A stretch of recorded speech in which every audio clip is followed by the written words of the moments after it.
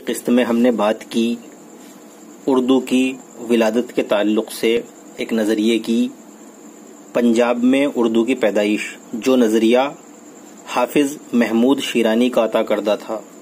اب ہم بات کریں گے ایک اور نظریے کی، دہلی اور مغربی اتر پردیش میں اردو کی ولادت۔ یہ نظریہ مسعود حسین کا دیا ہوا ہے، اور اردو کی ولادت کے تعلق سے جو 4 اہم نظریات ہیں ان میں سے ایک یہ بھی ہے۔ 3 کا ذکر ہم پچھلی قسطوں میں کر چکے ہیں۔ اس قسط میں ہم دہلی اور مغربی اتر پردیش میں اردو کی ولادت کے تعلق سے تذکرہ کریں گے۔ دراصل دہلی اور مغربی اتر پردیش اور ان کے اطراف کے علاقے میں ابتدائے اردو کا نقطۂ نظر ڈاکٹر مسعود حسین اور ڈاکٹر شوکت سبزواری کا عطا کردہ ہے۔ ان کے خیال کے مطابق اردو ابتدا سے ہی دہلی، میرٹھ اور گرد و نواح میں بولی اور سمجھی جانے والی زبان ہے۔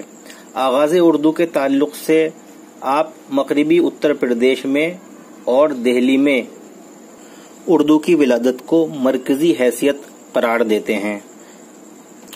چنانچہ مسعود حسین مغربی اتر پردیش اور دہلی کے علاقے کو مرکزی حیثیت دیتے ہوئے کہتے ہیں کہ یہ سمجھ میں نہیں آتا کہ اردو کی ابتدا کا مسلمانوں سے یا سرزمین ہند میں ان کے سیاسی اقتدار کے قیام اور استحکام سے کیا تعلق ہے۔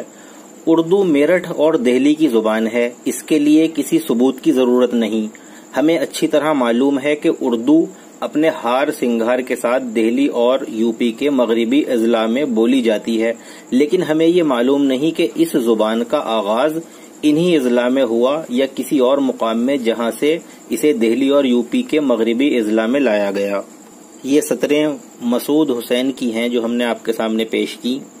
ان سے معلوم ہوا کہ مسعود حسین کے مطابق اردو ابتدا ہی سے میرٹھ اور دہلی اور اطراف میں بولی جانے والی زبان ہے، لیکن اس معاملے میں یہ بھی تذبذب کا شکار ہیں کہ یہ زبان میرٹھ اور دہلی میں ہی پیدا ہوئی یا اسے کہیں اور سے یہاں پر لایا گیا۔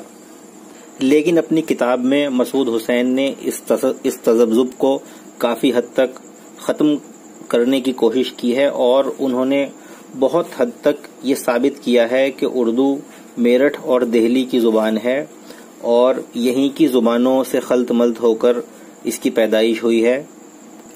بہرحال حقیقت یہ ہے کہ اردو ایک ہند آریائی زبان ہے جس کی پیدائش کھڑی بولی سے ہوئی ہے، اور کھڑی بولی اپنے علاقے کے اعتبار سے مغربی اتر پردیش کی بولی ہے، نیز میرٹھ سے دہلی تک بولی اور سمجھی جاتی رہی ہے۔ اس اعتبار سے اردو زبان کا ابتدائی مسکن یہی علاقہ ہونا چاہیے۔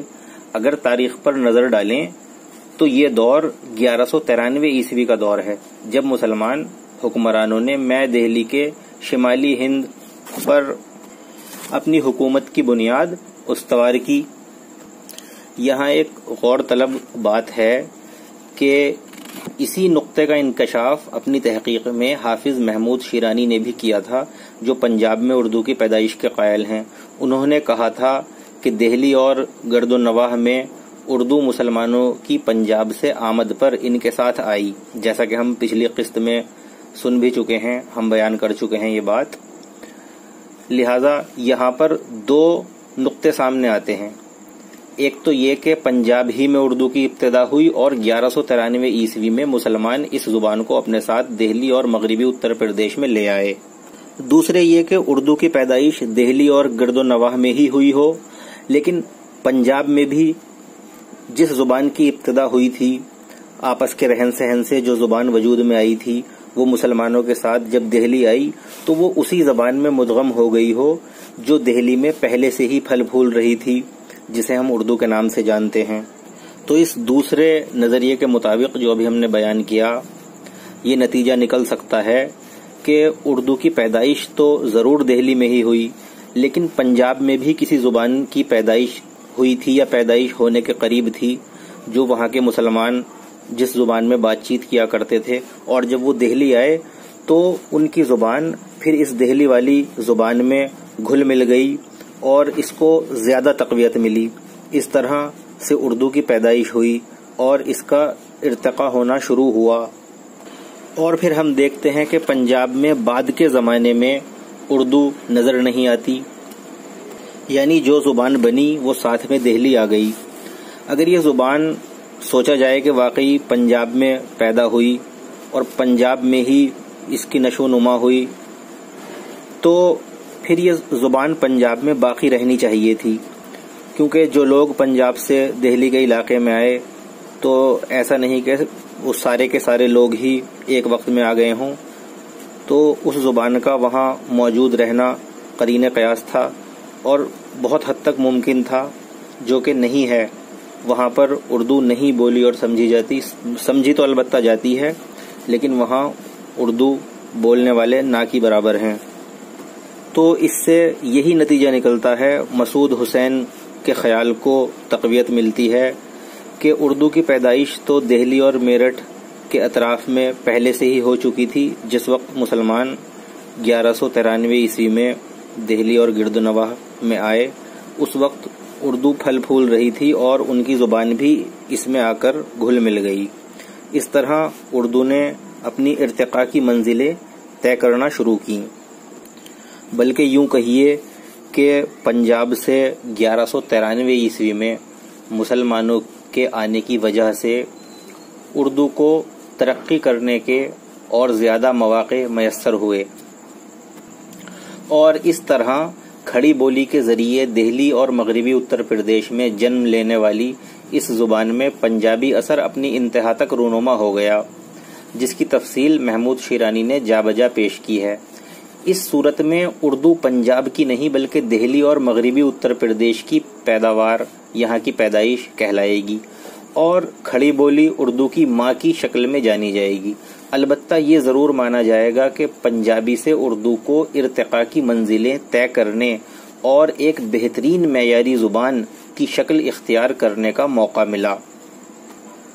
ملاحظہ ہو کہ جب دہلی اور مغربی اتر پردیش کے علاقوں میں مسلمانوں نے سکونت اختیار کی، ساتھ ہی گزشتہ 2 صدیوں سے پنجاب میں مقیم مسلمانوں نے بھی دہلی کی طرف پیش قدمی کی، تو یہاں پر ان سب کی زبان سے کھڑی بولی انتہائی متاثر ہونے لگی، جس سے اس کو خوب ترقی حاصل ہوئی. کھڑی بولی کا یہ عروج ہی دراصل اردو کی ابتدا کا زمانہ ہے.